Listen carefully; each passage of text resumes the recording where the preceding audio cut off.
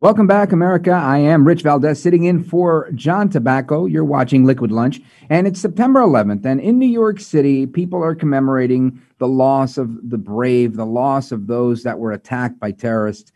And it's difficult to talk about because it doesn't bring happy feelings. And I like to talk about happy things, even if they're political things I can get excited about. This is one of those things that it's difficult to get excited about because it was really tragic, and I remember it like yesterday. And sadly, back then, we had an America where people banded together, where people were helping one another out, where New Yorkers came to one another's aid because we stuck together. Didn't matter if you were a Democrat or a Republican or Irish or Italian or Puerto Rican or Dominican or anything else. People were together as Americans. Red, white, blue. Sadly, it's not the case anymore. Sadly, now we have these political divisions that run incredibly deep. And to share a personal story, I put something on social media earlier, and that's at Rich Valdez, by the way, if you want to chime in on the conversation. And somebody responded that things were different during 9/11 because we had a different leader, not the clown that we have now in the White House. And I took exception to that, and I thought to myself, well, I don't necessarily agree that the president is a clown, number one. And number two, why on earth would we make that comparison? I mean, there was a whole president in between. If we look at the things that are tearing our country apart right now, and it's not just political divisiveness, it's philosophical, it's ideological. Black Lives Matter movement. You've got people that support it because they believe that all lives have intrinsic value. Every life, a black person, a white person, you name it. Hispanic people, brown lives matter, right? That's me. There's so much that goes into this BLM when people talk about it. And when people take exception to it, they're taking exception to the organization of Black Lives Matter, not the idea or the premise that black lives also have value. That goes without saying, and I think everyone agrees with that. But these are some of the things that we're facing as a country, and it's no different in New York City.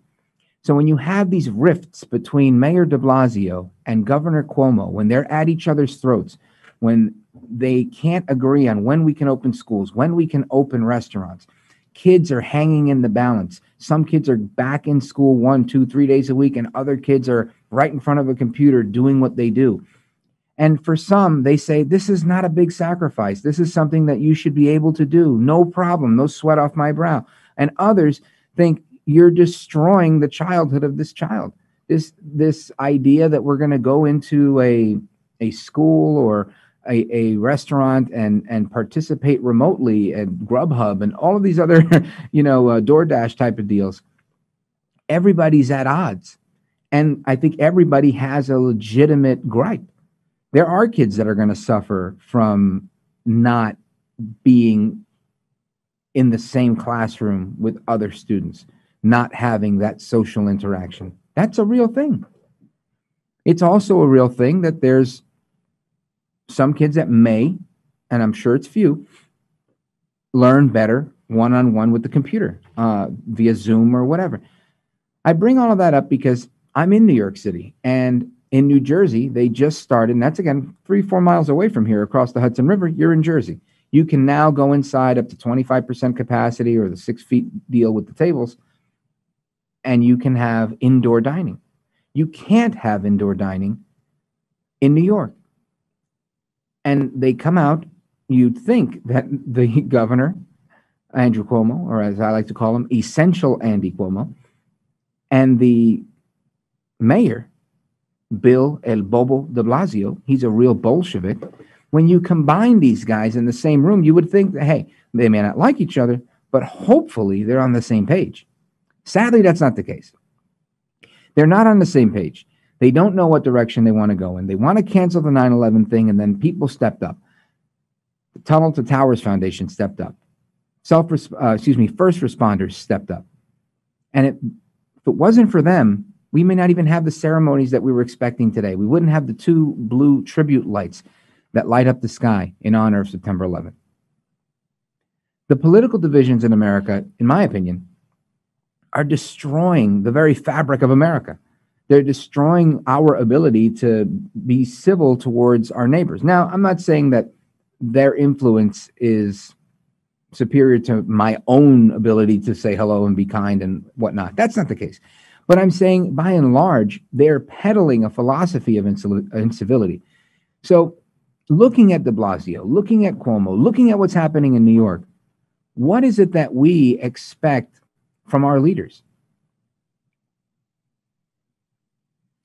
Good judgment, good moral character, putting aside their differences to stand up for New York, to do what's right.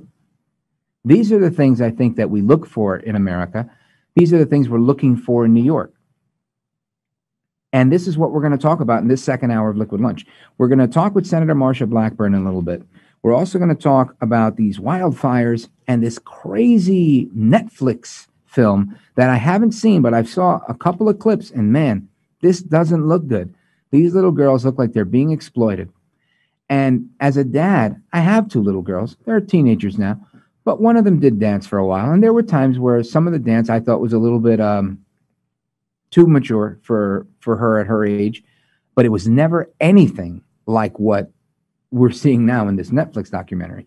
So I look at all of these components, whether it's de Blasio and his feud with Governor Cuomo, whether it's Netflix and their parading around of small children and the larger issue of abuse of children, or what we talked about with Grover Norquist, the tax situation where people are being bled dry, and the political discourse not getting to agreement enough to open up the economy, we're left in a very difficult situation. And that's why we're bringing in the right guests to give you the right information so that you have the information that you need to make it all work. Now, before we go into the next segment, I want to share a story with you. And it's a story that I shared on the radio, and I'm going to share it with you because it made an impact on me. I get my coffee from a guy outside. He's from Afghanistan. His name's David. Big shout out to David. 7th Avenue, 31st Street, New York City. Great coffee.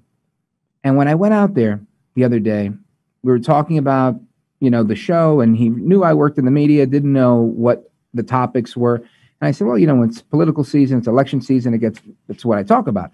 And he says, wow, I didn't know you talked about politics. What kind of politics? I said, well, I lean conservative. He says, oh, wow, that's interesting. He said, what I found in America is that it doesn't matter what political affiliation you have. One thing you have to agree on is to not talk bad about the country. Don't speak ill of America. And he went on to say how his mom got cancer and he took her to a hospital and she was uninsured and she went to one of the best cancer hospitals in New York and they took care of her.